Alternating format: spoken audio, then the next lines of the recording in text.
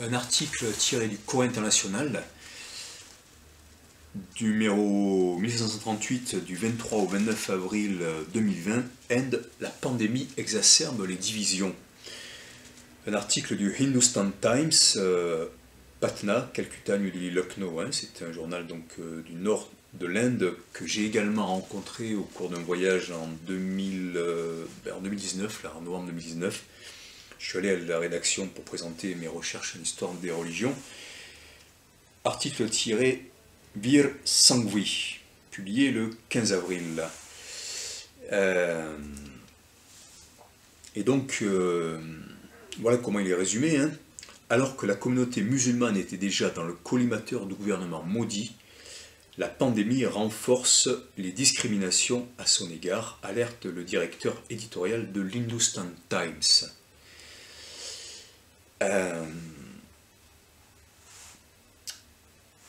Je vous lis un passage à humiliation.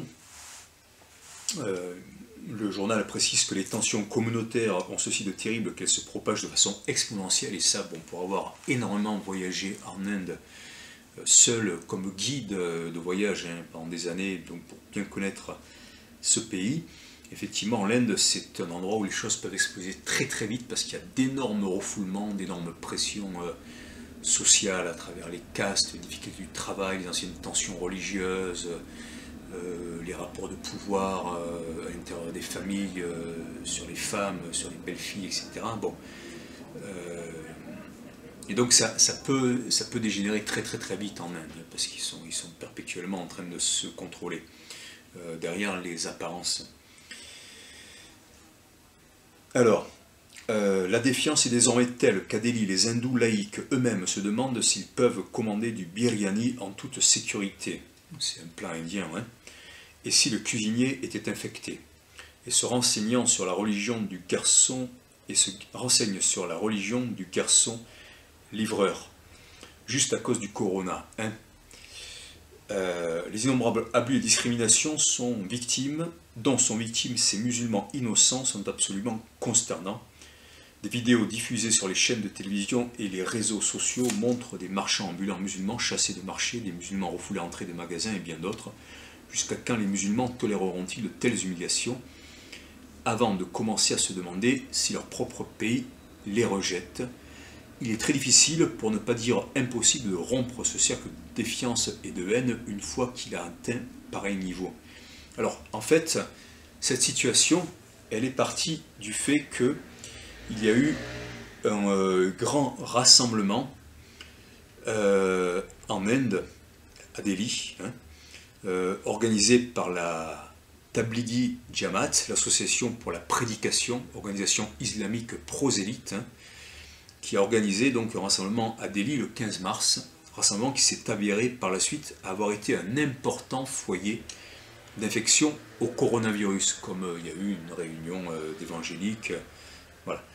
Je crois que c'était en Alsace, en France, mais n'empêche, il y a eu aussi l'autorisation du match entre, je crois, Lyon et la Juventus de Turin, avec des milliers et des milliers de supporters. Donc on peut se demander aussi si cette volonté de créer le chaos, elle n'est pas là depuis le début chez certains qui sont complètement machiavéliques et qui ont toujours fait partie de certains gouvernements.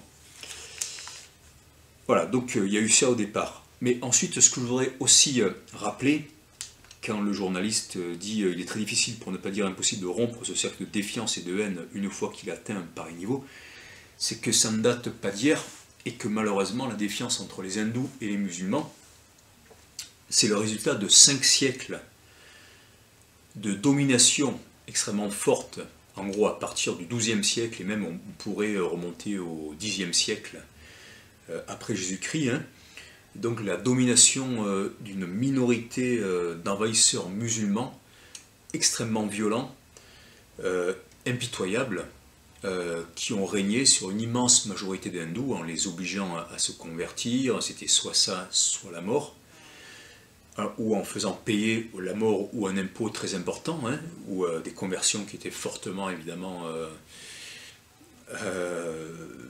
encouragé par le fait que les citoyens avaient le choix de la mort, de l'impôt, de la discrimination ou de se convertir à l'islam, sachant qu'à l'intérieur de la communauté musulmane de ces siècles du Moyen-Âge, de la Renaissance, 15e, 16e, 17e, 18e, 19e siècle, jusqu'à l'arrivée des Anglais, eh bien, il n'y avait pas d'égalité entre les super pouvoirs musulmans, en particulier les Moghols, mais d'autres aussi, les Nizam d'Hyderabad et d'autres. Il n'y avait pas d'égalité entre les religions, et donc il y avait cette hyperpuissance musulmane avec très peu de personnes par rapport à l'immense majorité d'hindous, sans parler des bouddhistes qui avaient été quasiment tous exterminés, et les sikhs qui avaient failli mourir jusqu'au dernier, jusqu'à ce qu'ils se rebiffent, et ce qui mène une guerre où ils ont conquis leur liberté et leur survie. Donc il ne faut pas l'oublier, il ne faut pas oublier non plus que les grandes fortunes musulmanes au XXe siècle, avec les intégristes de l'islam, et aussi l'Aga Khan, chef spirituel des Ismaéliens, ont organisé la partition de l'Inde pour avoir le Pakistan, qui est devenu un État féodal, ce qui avait été prédit par Nehru, et le parti du Congrès, qui était un parti laïque accueillant toutes sortes de personnes. Et la partition de l'Inde a été un drame absolu, ça a été le plus grand déplacement de population de l'histoire, avec des millions de morts, des personnes qui ont vécu dans des camps pendant des années et des années. Donc il faut faire extrêmement attention et toujours rappeler ce drame qui a été voulu par des intégristes et par des grandes fortunes, des grands propriétaires dans leur intérêt, et qui ont fait éclater l'Inde comme ça. Gandhi parlait de la monstrueuse vivisection de l'Inde. Quelque chose à ne jamais oublier, qui ne justifie pas la discrimination, mais encore aujourd'hui, malheureusement, à côté des hindous intégristes, il y a aussi toujours beaucoup de musulmans intégristes qui continuent à vouloir diviser, à dire non, vous n'êtes pas indien, vous êtes avant tout des musulmans, et en tant que tel, vous devez être solidaire des pays musulmans, et pas de ce pays qui est un pays laïque ou un pays hindou. Voilà.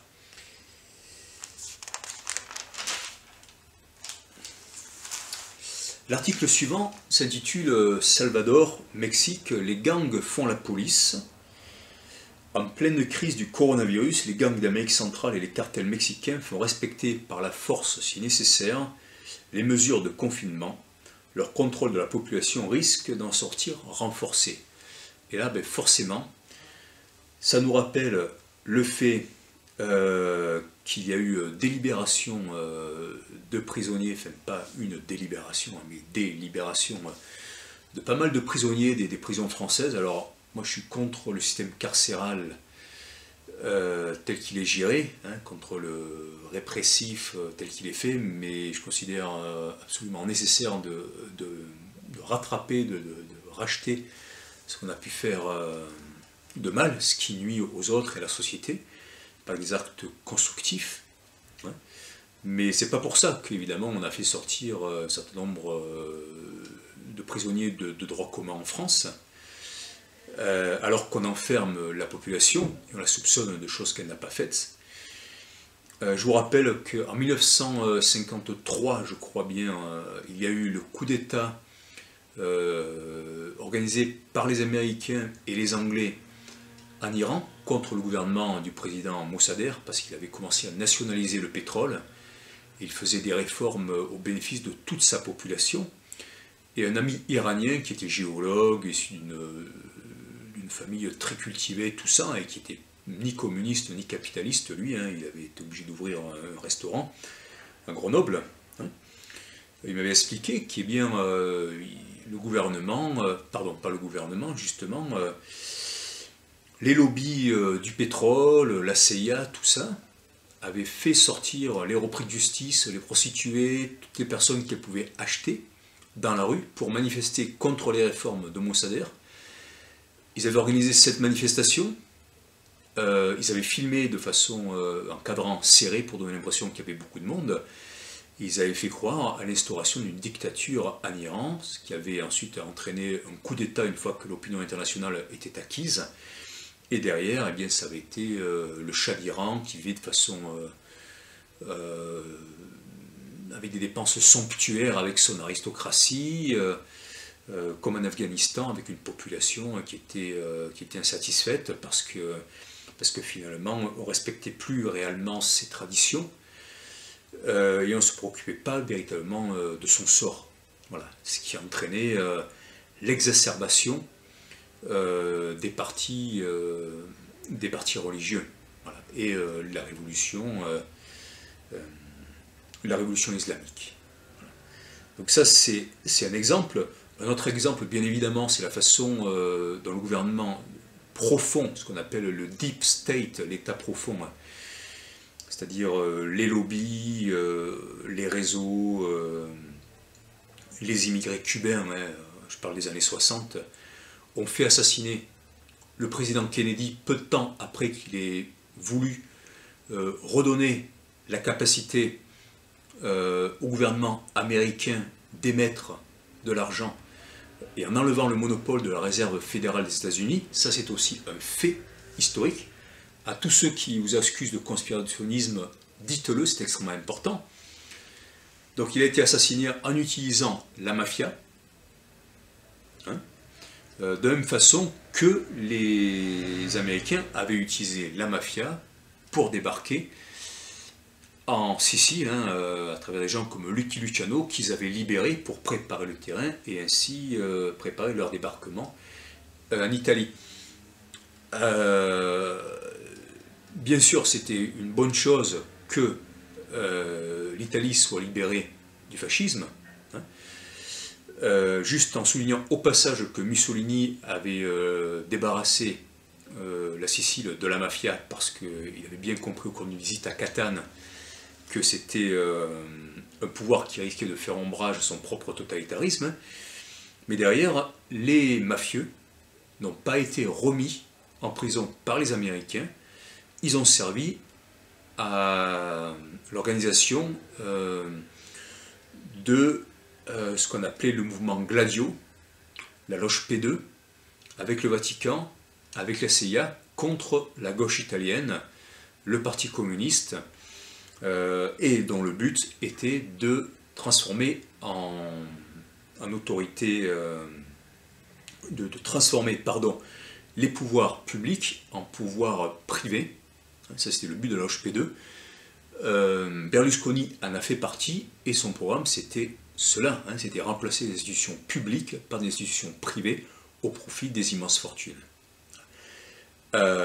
Donc il y a de nombreux exemples comme ça, historiques, où vous pouvez aussi revoir le film Romanzo Criminale, hein, qui montre le rapport du pouvoir italien pendant les années de plomb. C'est un domaine que je connais bien, parce que je suis même à moitié italien, et j'étais prof d'italien, et j'ai beaucoup bossé comme guide en Italie, dont en Sicile, hein, en étant obligé de bosser beaucoup la civilisation.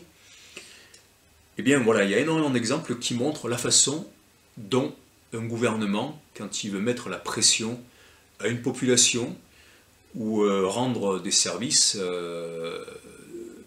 à ce gouvernement, donc se faire rendre des services au détriment des droits de l'homme, au détriment du vrai changement, au détriment du bien commun, eh bien il passe par des gens sans foi ni loi, par des bandits, par des criminels qui sont prêts à tout, et qui ont derrière eux aussi évidemment le risque, s'ils ne font pas ce qu'on leur demande, de se faire assassiner, ou de se faire remettre en prison.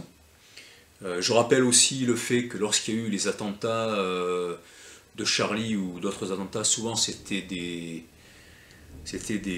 délinquants qui étaient en prison, qui venaient d'être libérés, et qu'on n'a pas pu faire parler, parce qu'ils ont été assassinés, ils ont été tués directement par les services de l'État, hein, qui les traquaient. Donc on ne peut pas savoir où était la vérité, comme dans le cas de Kadhafi. Donc tout ça, c'est extrêmement inquiétant. C'est extrêmement inquiétant. Les criminels, c'est pas des rebelles, hein. Parfois, il y a une sorte de mouvement contre-culture, parfois dans la gauche, qui tend à en faire des défenseurs des libertés individuelles, etc. Mais non, c'est pas ça. C'est des gens, c'est le droit du plus fort, c'est des grands prédateurs, c'est comme Sade, hein. C'est des gens qui, voilà, c'est des gens qui ne mettent aucune limite à leur à leurs envies, à ce qu'ils ont décidé pour eux, hein, et qui sont prêts à faire n'importe quoi dans leur propre intérêt. Voilà, donc il ne faut pas l'oublier. L'article suivant, l'OMS, un bouc émissaire pour Trump. En décidant de suspendre la contribution américaine à l'Organisation mondiale de la santé, le président cherche à masquer sa propre incurie, estime ce chroniqueur du New York Times, Nicholas Kristof. Pour ceux qui me suivraient et qui prendraient même des notes, pourquoi pas, j'ai oublié de citer les auteurs de l'article précédent sur les gangs qui font la police au Salvador et au Mexique.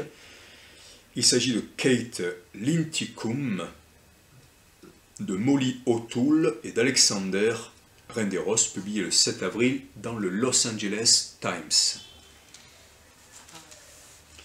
Donc on revient à l'article encore des États-Unis, hein, du New York Times, de Nicolas Kristof, publié le 16 avril, sur l'OMS, bouc émissaire pour Trump. Alors, une chose par rapport à Trump, hein, parce qu'il y a pas mal de personnes qu'on appelle les Trumpistes, il y en a aussi en France, bon, dans tous les pays du monde, qui considèrent que Trump c'est celui qui lutte justement contre l'État profond, contre un certain nombre de scandales, qui veut rendre sa souveraineté aux États-Unis, et qui s'aveugle complètement sur le personnage, sur ce qu'il a fait avant, ce qu'il continue à faire, sur son absolue inconscience en termes d'écologie, sur la façon dont il a abandonné les Kurdes après qu'ils aient combattu l'État islamique avec les forces anti-État islamique, c'est-à-dire voilà, des gens qui n'ont pas conscience de ça, qui pensent être protégés par cette personne-là, etc., mais qui ignorent vraiment qui est ce personnage complètement cynique, et qui, lui non plus, met aucune limite, hein, à sa volonté de puissance, sans se préoccuper des conséquences humaines et environnementales que ça a. Donc pourquoi je parle de ça? Parce que les vérités qui sont cachées par la presse mainstream, eh bien, seront forcément dites par les non-officiels.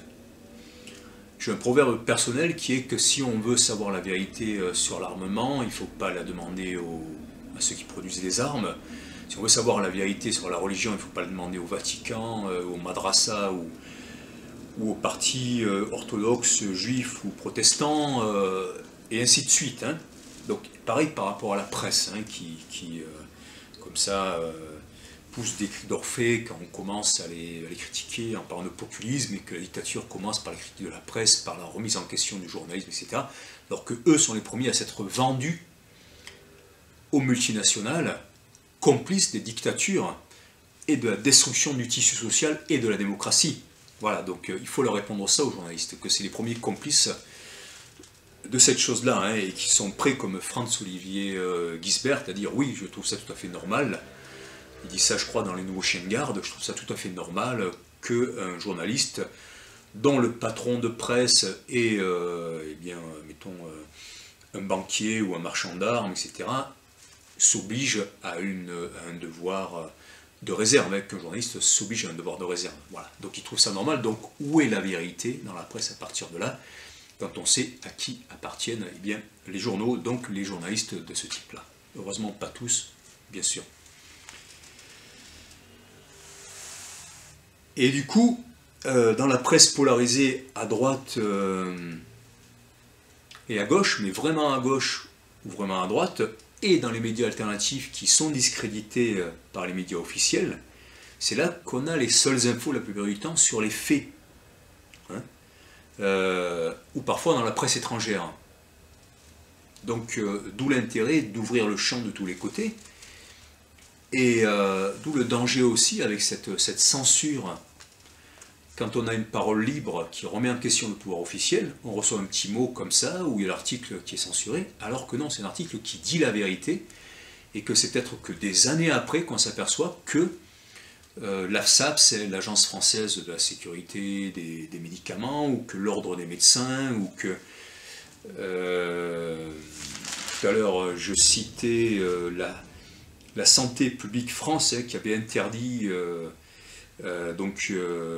qui interdit à ses officines départementales de rendre public le nombre de cas, donc qui empêche d'écouter les gens de terrain. Donc tout ça, c'est des choses très graves. Donc forcément, c'est pas dans les médias mainstream, c'est pas sur BFM, c'est pas dans Le Monde, c'est pas dans Libération qu'on va avoir les véritables infos, parce qu'on sait à qui ils appartiennent, hein, aux banques, aux marchands d'armes, aux grandes industries, aux industries pharmaceutiques et tout ça. Bon.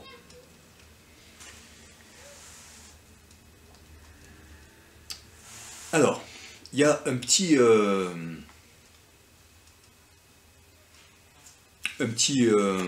article à droite, là, qui dit ceci. La grande révolte contre les restrictions. Ils veulent rouvrir l'Amérique. Dans le Michigan, l'Ohio, l'Utah ou en Caroline du Nord, des manifestants soutenant Trump sont sortis de chez eux ces derniers jours pour demander l'assouplissement des restrictions mises en place contre la pandémie de Covid-19. Des manifestants soutenant Trump, bon, qui sortent de chez eux pour demander cela. Mais il n'y a pas que les manifestants pro-Trump qui auraient envie de faire ça. Hein. Peut-être qu'ils sont protégés par le gouvernement. Ceux-là, peut-être qu'ils se sont tournés vers Trump parce qu'ils auraient certaines libertés d'expression qui seraient protégées, en opposition à d'autres. Hein. Mais ce n'est pas pour autant que tous ceux qui voudraient lever le confinement et pour une vraie protection de la population sont pro-Trump, bien évidemment. À Lansing, capitale du Michigan, les militants anti-confinement venus de tout l'État du Michigan ont ainsi manifesté à bord de milliers de véhicules le 15 avril, rapporte Detroit Free Press. Alors que le site The Daily Beast voit dans ces manifestations l'émergence de nouveaux Tea Party. Donc c'est le parti ultra-conservateur. Hein. Alors voilà, les gens qui demandent le plus de liberté, évidemment c'est les plus conservateurs, alors qu'avant les plus conservateurs c'était ceux qui étaient prêts à régner sur des populations entières et à broyer les individus. Bon. Donc vous voyez comment c'est manipulé.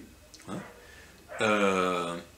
On est pour la liberté individuelle, pour un vrai débat public, pour des vraies mesures, et on est considéré comme les plus conservateurs, alors que ceux qui interdisent le débat, finalement, dans les journaux toujours mainstream, sont considérés comme les garants de la démocratie. Vous voyez la totale inversion de la réalité qu'on peut lire dans les journaux mainstream.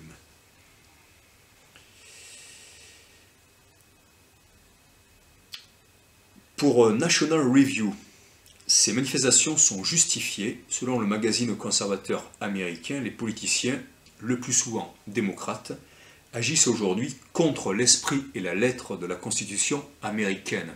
Et ça, je suis prêt à le croire. Effectivement. Mais il rajoute comme si une crise sanitaire leur donnait le droit de contrôler les activités les plus privées du peuple américain. Bon, mais ça, c'est tout à fait vrai. Hein,